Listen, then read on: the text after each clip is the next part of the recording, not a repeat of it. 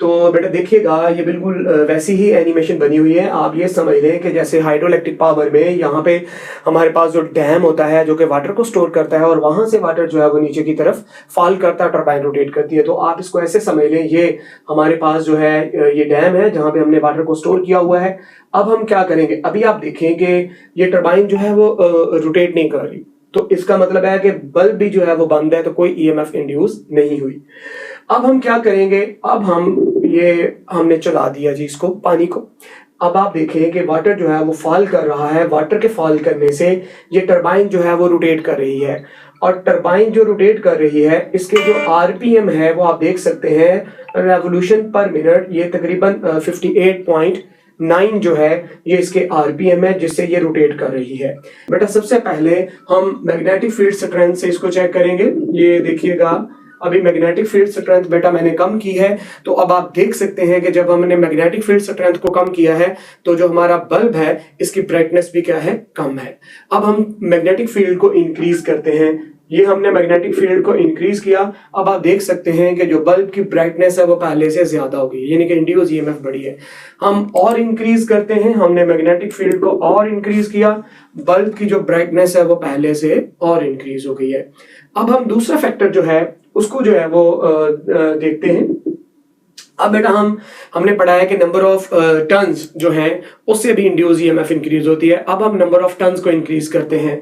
ये हमारे पास अभी 1 लूप है, हम इसको इंक्रीज करते हैं। देखें जब 2 लूप कर दिए तो जो बल्ब की ब्राइटनेस है वो पहले से ज्यादा हो गई है। अब 3 लूप के लिए देखें ब्राइटनेस और ज्यादा हो गई है।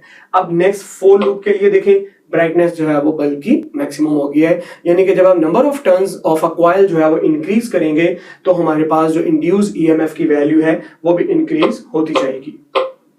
अब बेटा हम बात करते हैं एरिया ऑफ लूप पर।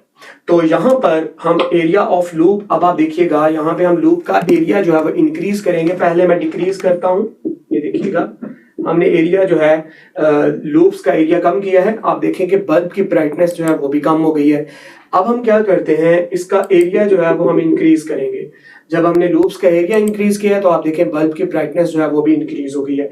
हम और इसको इंक्रीज करेंगे। आप देखेंगे जितना कॉइल्स का एरिया जो है वो हम इंक्रीज करते जाएंगे बल्ब की ब्राइटनेस जो है वो उतनी ज्यादा होती जाएगी। सबसे पहले एसी जनरेटर की बेटा डेफिनेशन क्या होती है ये आपके सामने लिखी हुई है। A device which convert mechanical energy into electrical energy. हम जनरेटर को क्या करते हैं, मैकेनिकल एनर्जी जो है वो प्रोवाइड करते हैं और वो हमें आउटपुट में क्या करता है, इलेक्ट्रिकल एनर्जी जो है वो हमें प्रोवाइड करता है। तो ऐसा डिवाइस जो मैकेनिकल एनर्जी को इलेक्ट्रिकल एनर्जी में कन्वर्ट करे, ऐसे डिवाइस को हम क्या कहते हैं, एसी जनरेटर। अब एसी जनरेटर जो है वो किस प्रिंसिपल के ऊपर वर्क करता है, तो एसी जनरेटर जो है वो उसका जो वर्किंग प्रिंसिपल है वो Faraday law of electromagnetic induction है कि जब फ्लक्स चेंज होगा तो ईएमएफ इंड्यूस होगी। बेटा एसी जनरेटर जो है इसकी जो हाइड्रो इलेक्ट्रिक पावर जो हम जनरेट करते हैं, हम क्या करते हैं, पानी जो है, वाटर जो है, इसको हम हायर पोटेंशियल के ऊपर जो है, यानी कि हाइट के ऊपर जो है वो हम इसको स्टोर करते हैं और फिर वाटर जो है उसको फॉल करवाया जाता है टरबाइन्स के ऊपर। उससे टरबाइन जो है वो रोटेट करती हैं और टरबाइन के साथ जो है वो कॉइल्स अटैच होती हैं जो कि मैग्नेटिक फील्ड में रोटेट करती हैं और मैग्नेटिक फ्लक्स को चेंज करती हैं जिससे ईएमएफ इंड्यूस होता है। और यही हमारा आज का टॉपिक है और इसकी हम अभी एनिमेशन भी देखेंगे। उसके बाद बेटा जो इंड्यूस ईएमएफ का फॉर्मूला होता है वो हमारे पास होता है। इसको याद रखने के लिए हम सिंपली क्या देते हैं, नवाब, NWAB। तो एक्चुअली तो W मैं इसको पढ़ रहा हूं तो ये है ओमेगा है, एंगुलर वेलोसिटी। तो ये 4 फैक्टर्स होते हैं, याद रखने के लिए हमने इसका ट्रिक बनाया है नवाब। तो यहाँ ये हमारे पास जो N, ओमेगा, A और B है ये मैक्सिमम इंड्यूस ईएमएफ है, क्योंकि अगर मैं यहाँ साइन थीटा जो है वो अगर हम यहाँ 90 पुट कर दें तो यहाँ पर साइन की वैल्यू क्या हो जाएगी, 1।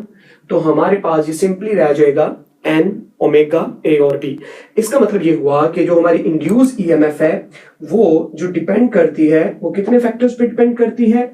नंबर 1, इंड्यूस ईएमएफ जो जनरेटर की है वो number of turns of a coil, coil के टर्न्स आप बढ़ा देंगे तो इंड्यूस ईएमएफ भी बढ़ जाएगी।